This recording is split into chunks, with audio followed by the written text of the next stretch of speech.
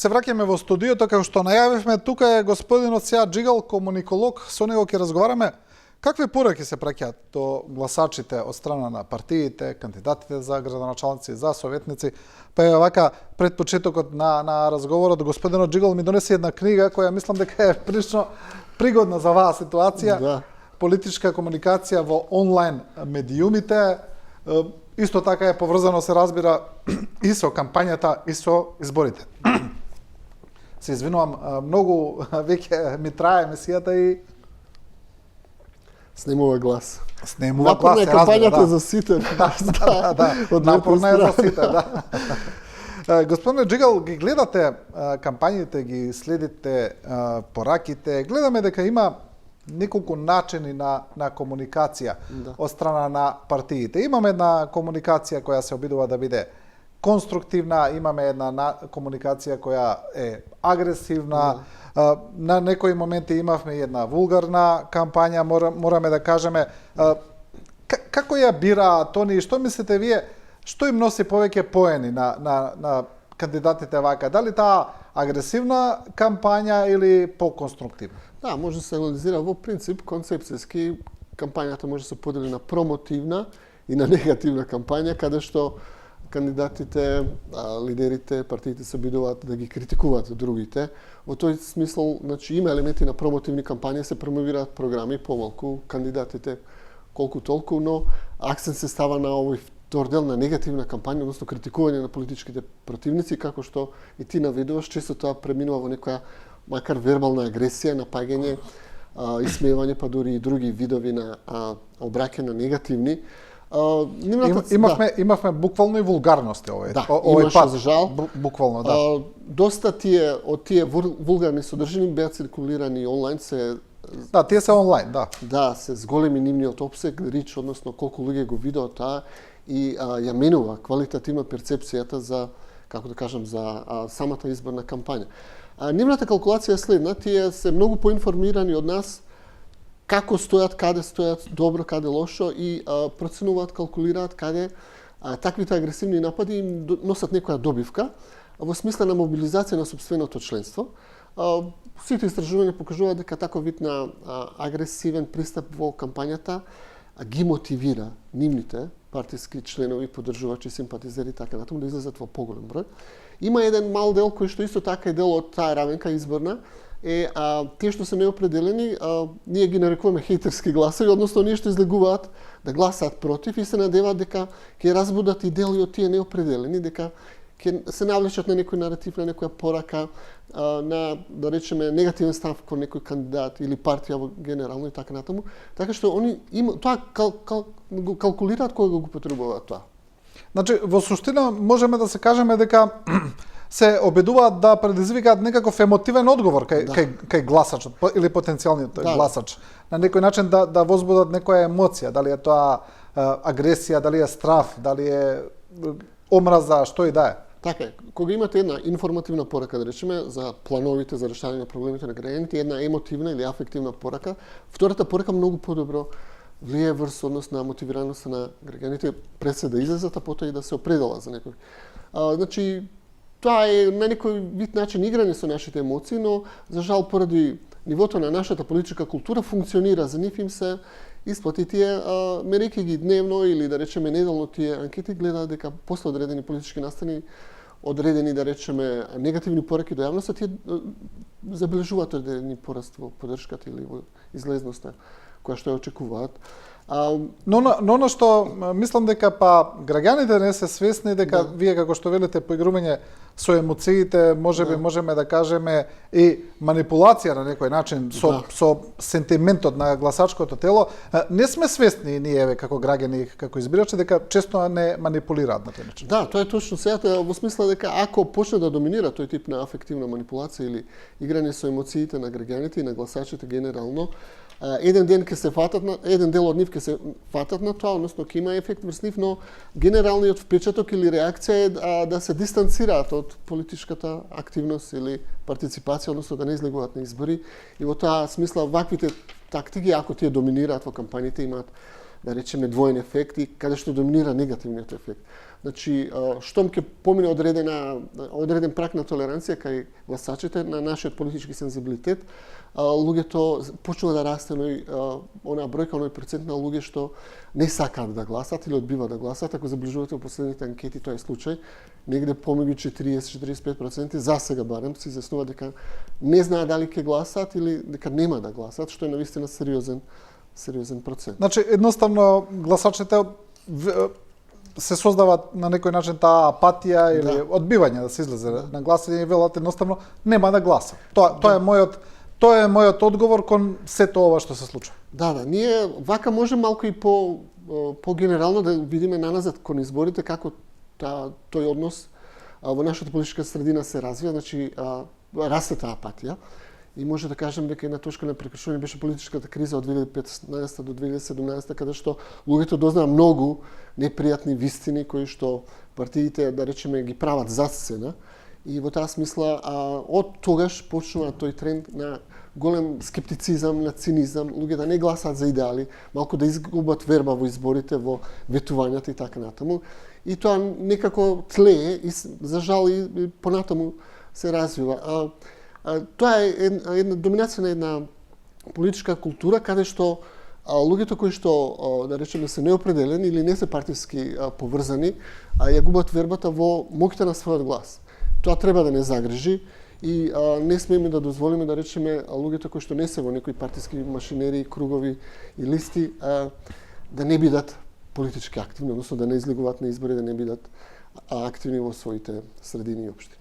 Да, многу пати сме разговарале и со вас и со други експерти на тема медиумска писменост, но и политичка писменост, колку граѓаните се способни или едуцирани да ги препознаат овие манипулации во пораките.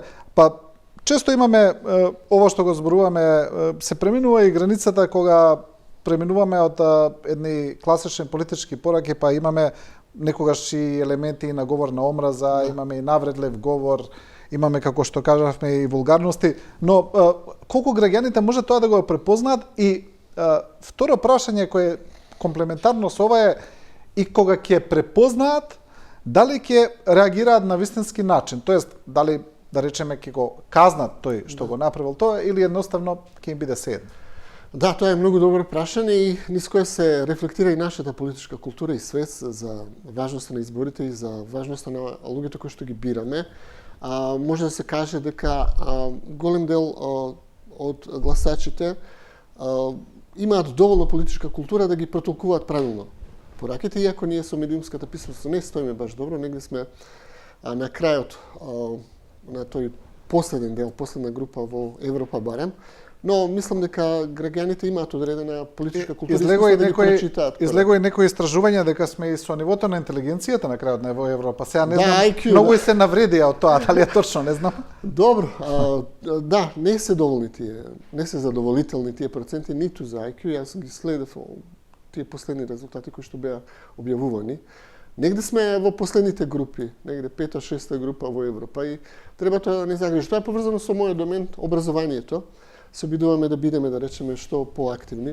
Но, суштината на вашето прашање е многу важно да се одговори, а тоа е дека луѓето и кога ќе ги прозрат политички манипулации или лажните пораки, лажните ветувања, сепак тоа не е клучно за да донесат политички суд. За кого да гласат и дали воопшто да гласат, бидејќи рековме во последните неколку изборни циклуси, тоа е засилено како некој вид на ефект или на колективна свест, да се гласа заради сопствениот личен интерес. Значи, луѓето кои што се впрегнати или поврзани во одредени, да речеме, изборни активности, кои што не се дел од официјалната кампања, гласаат и покрај тоа што, да речеме, кандидатот не им се допаѓа или знаат дека не е, но тоа е поврзано со некој личен или групен интерес. И во таа смисла некако може да се каже дека изборите често стануваат еден вид на огласи за вработување за многу од нив или огласи за лична добивка. И во таа смисла клиентелизмот излегува на површина, тој коруптивен дел.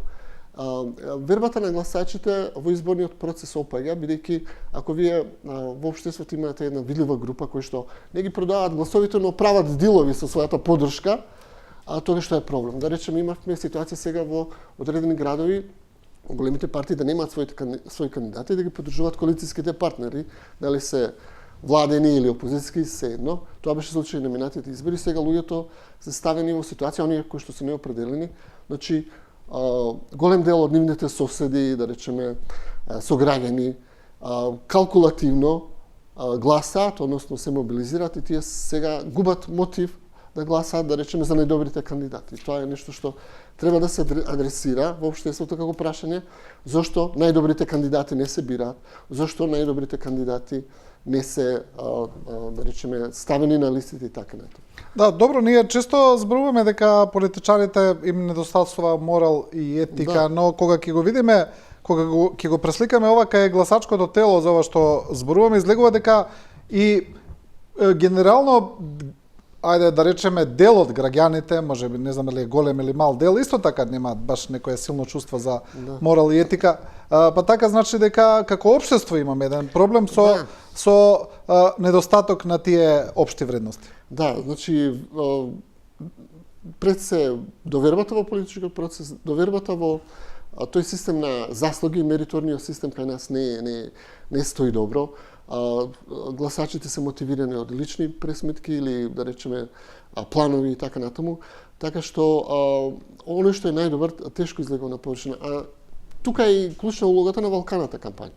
Ние за прв пат овие избори на вистина Валканата кампања беше не само реторичка, туку и буквална, во смисла дека во многу општини, не знам, и низ градот Скопје, во други општини, да речеме, буквално ја имавме таа војна со ѓубрето, војна со отпадоци, нечистење на ѓубрето, подметување на ѓубре, палење на ѓубре. Да, на вистина стана буквално. Убава велите буквално Валкана кампањата. Кампања за прв пат ескалираше до тој степен, значи партиите во некоја своја политичка борба, еве да не ја наречеме војна, да останеме посмирени, не водеа, беше толку брутално што не водеа сметка за здравјето на граѓаните и за нивната безбедност. Тоа мора да загрижува и мора да се постави некоја црвена линија која што тие не смеат да поминат.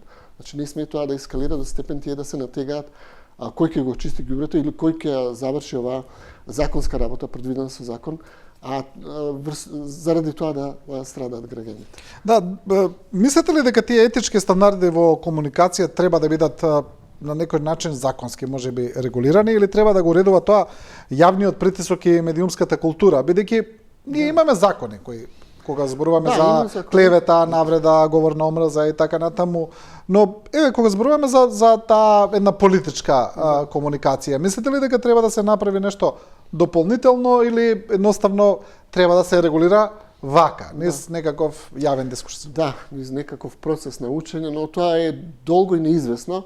Сега ние покрај законската рамка која што според мене е солидна, која што ја напомена и ти, имавме во претходните изборни циклуси една добра практика на подпишување на етички кодекс во кампањите и во текот на изборите. Мислам дека овој изборен циклус тоа не се случи. Значи, искуството покажа дека тој нема ефект. Дури ако лидерите или политичките раководства ќе се обврзат на етичка кампања. Само е декларативен, така излегува. Само е декларативен, така што повеќе не се ни практикувани тој дел.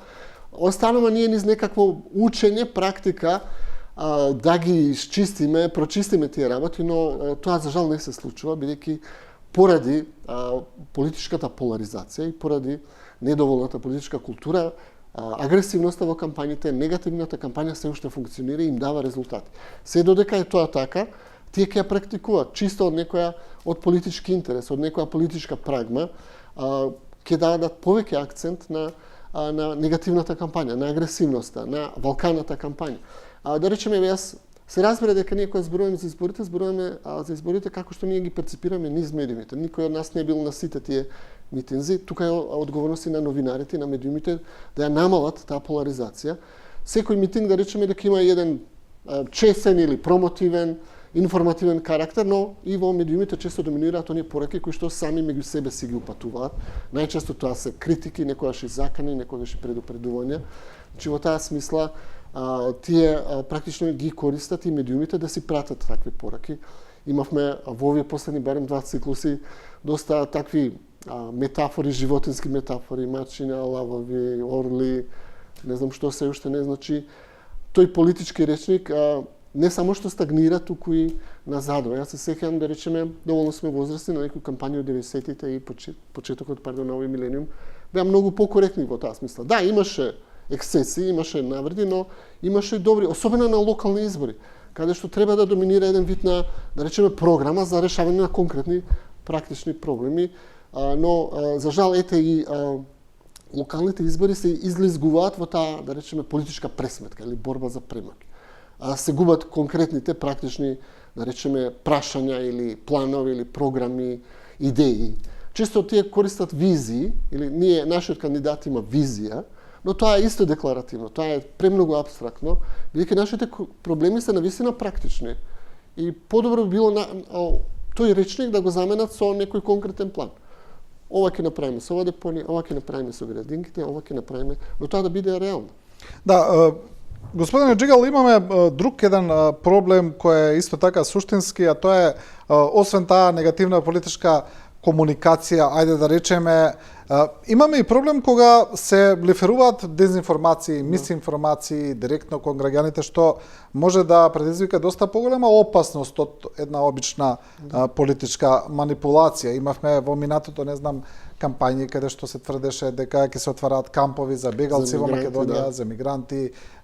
Имаме такви моменти од време на време и сето тоа поминува некако така несанкционирано, ајде да речеме. Да, нашата пасивност ги охрабрува политичките субјекти да лиферуваат или да продуцираат такви лажни вести, дезинформацијски вести.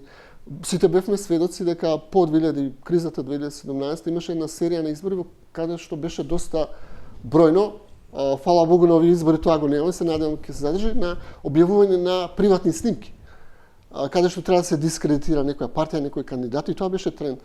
Значи, партиите на низ различни валкани игри да се ловат себе си во снимање на приватни разговори од кои што не треба да стигнат во јавноста. И во таа смисла, да, тоа се уште поминува, има ефект. Партиите гледаат дека граѓаните не реагираат и таа апатија навистина не е во ред. Активниот граѓанин, медиумски писмен граѓанин, особено во тек на изборна кампања, треба да го крене својот глас, а јасно да го изразиме своето мислење дека тоа не е во ред, дека е надвор од демократските стандарди, дека е надвор и од нашата култура, да речеме, на добрососедство. Значи, ние имавме, и претходно имавте убава дебата, значи, од Струмица, каде што ние сме мала средина и треба повеќе да се почитуваме себе си, дека кој да ги добие изборите, треба потоа, да речеме, во еден систем на коегзистенција и на соработка да продолжиме да живееме на ова патче. Да, особено ми се чини дека е горчлив или тежок проблемот на социјалните мрежи, каде што тој е мултиплициран, сето ова што го зборуваме, и тамо доколку еве треба да направиме некаква метафора, ми се чини дека владее законот на џунглата, кога зборуваме за некакви етички или морални стандарди и принципи. Тамо може да напише кој што сака, буквално без никакви последици по тоа. Зборувавме многу често и за регулација некаква, но некако заглавени сме, ми се чини, по тоа прашање, а тоа се тече. Да, тоа е акцент во мојата книга која спомена сега. Значи, се уште најбрутални типови на навреди, на негативни обраќања, на, да речеме, црни кампањи се случуваат на социјалните мрежи. Таму, заради тој зид на анонимноста, каде што неидентификувани профили, групи може да објават што и да сакаат, најчесто ги објавуваат таму, привлекуваат многу внимание, и нов феномен е што тие имаат сега способност социјалните мрежи да ја диктираат медиумската агенда. Често медиумите пренесуваат содржини горе од социјалните мрежи, граѓаните коментираат ексклузивно, така натаму. Имаме еден добар дел, да речеме добар аспект на социјалните мрежи, каде што кандидатите и партиите без посредство на медиумите може да објават нешто и потоа тоа медиумите да го пренесат. Но често тоа се злоупотребува. Значи, пак нашата политичка култура каска зад комуникацијските технологии, се уште не имаме развиена свест колективна, групна, кои се негативни последици од тоа. Негативни последици од тоа се поларизација на општеството, значи трансформација на изборниот процес од борба на идеи во борба на кандидати, борба за моќ, борба за превласт, победува оној најбруталниот, не е најдобриот, не е најквалитетниот. Споменав и тоа, често се гласа од емоција, од инает, од омраза, од противење, ирационалното доминира и во таа смисла тоа е многу опасно да се, да речеме, нормализира или толерира тоа.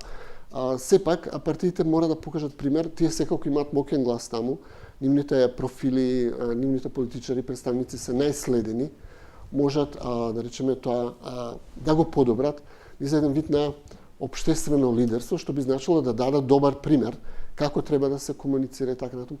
Сега имавме еден скорешен случај, за жал, вооружениот инцидент во Куманово, каде што еден од кандидатите беше ранет. И мислам дека тоа беше добро покриено, каде што во смисла дека партиите можат да ги смират поларизациите, да не отиде тоа во некоја несакана насока, да добие политички контекст. Мислам дека тоа е добар пример, редок добар пример, каде што политичарите одговорно реагираат и ги смируваат. И самата жртва излезе и кажа дека не е политички мотивирана. Дека е приватен случај. Да, приватен. Мислам, ова низ таков вид на учење, како што и ти напомена, може да ја подобруваме политичката култура. Низ по пат на примери и грешки, тоа оди бавно, не е баш препорачливо од наша страна стручна едукаторска, но и тоа помага во процесот. Секако треба ние поангажирано и образованието, но и институциите, кои што секако партиите и политичарите ги контролираат, повеќе да придонесуваме за подобрување на таа комуникацијска култура, медиумска култура. Да, бидејќи тоа е исто така ваша тема, вештачката интелигенција, имавме на цела емисија посветена на тоа. Може ли AI да ни помогне во ова прашање? Видовме дека Албанија го постави првиот AI министер на светот. Барем, не знам, на социјалните мрежи или во онлайн медиумите, постои ли некаква алатка што може да помогне барем малку? Вака, значи, може да се каже да во последните 2-3 изборни циклуси се зголемува употребата на социјалните мрежи, потоа имаме еден постепен пораст на влијанието на подкастингот. Значи, популарните подкасти имаат свое сериозно влијание. И тоа расте, значи, особено младите луѓе повеќе го преферираат тој медиум, отколку традиционалните медиуми кои што се телевизијата и печатот. И таму ги оформуваат своите ставови. Таму комуникацијската култура не е баш задоволителна, таму во некаков колоквијален разговорен стил се дебатираат жестоко политичките теми. И конечно вештачката интелигенција, особено на овие избори, видливо е дека дел од нивните објави на социјалните мрежи се прават. Јас, да речеме, бидејќи имам подолго искуство со тоа, може да се препознаат некои назнаки на употреба на вештачка интелигенција, да речеме, во нивните објави на социјалните мрежи се прави некој темплейт или образец, некој кој што потоа го прилагодуваат и го објавуваат. Тој вака убаво, значи визуелно и звучно добро е. Тие објави се коректни, добри се, може да мотивираат своите, но се гледа дека тие немаат длабочина. Малку се бледи и без идеи, значи површни. Површни се, да. Тие експериментираат со тоа, јас ги охрабрувам да го прават тоа, но да речеме во една за подобрување на комуникацијата, за подобрување на презентирањето на своите кандидати, да речеме, да преработат многу информации, па да одберат што е важно и потоа тоа вака човечки да ни го доближат како клучна информација. Секако таа автоматска обработка на податоци помага, но не да не биде тоа површно, бледо и неефектно. Да. Добро, еве при крајот на емисијата, за да не биде дека само критикуваме на некој начин, да ги кажуваме негативните работи, еве да пратиме порака како политичките елити можат да го намалат ризикот од овие негативни комуникации, како тие еве може да влијаат позитивно. Вие дадовте еден пример, но еве на крај како еден заклучок. Да не биде се црно, навистина има и убави моменти, има кандидати кои што терат позитивни кампањи, кои што ја подобруваат својата комуникација со граѓаните, имаат непосредни средни, има да речеме и програми кои што се поздравување.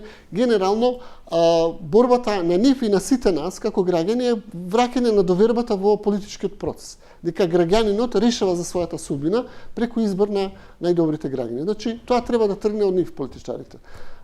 Значи да се откажат од средствата за пропаганда, да се откажат од средствата за манипулација, да се откажат од водењето на негативни кампањи, да имаат подобра комуникација, автентична комуникација со граѓаните. Да, таа е ризична, ќе добијат многу критики, ќе бидат, да речеме, и напагани, и критикувани, но треба да влезат во автентичноста на таа комуникација.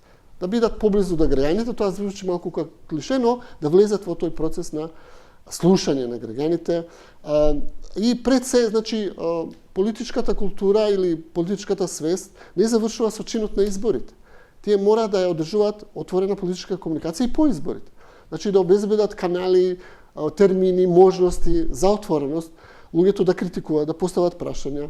А ние денес по пати на новите медиуми, на развојот на технологијата може секојдневно, секоја недела да имаме некоја анкета со граѓаните. Кој, да речеме, градоначалниците или општинските совети можат директно онлайн или преку други алатки да ги прашат граѓаните.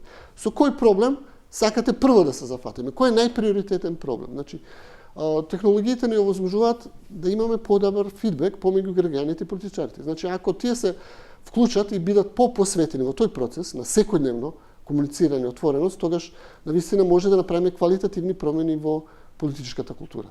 Граѓаните да почувствуваат дека нивниот глас се слуша, дека тие, да речеме, може да направат промена. Таа апатија произлегува токму од предоминантното чувство дека не можеме ништо да промениме, дека немаме никаква моќ, обичниот граѓанин. Значи да се врати моќта и гласот кај граѓанинот и тој заедно во содейство, во соработка со институциите и избраните представници да водат сметка за јавниот интерес. И тогаш нема да им требаат кампањи, нема да им требаат силни пораки или напагање на опонентите, ние мала средина сме ке го почувствуваме тоа во реалниот живот. Подобрувањето на квалитетот. Да.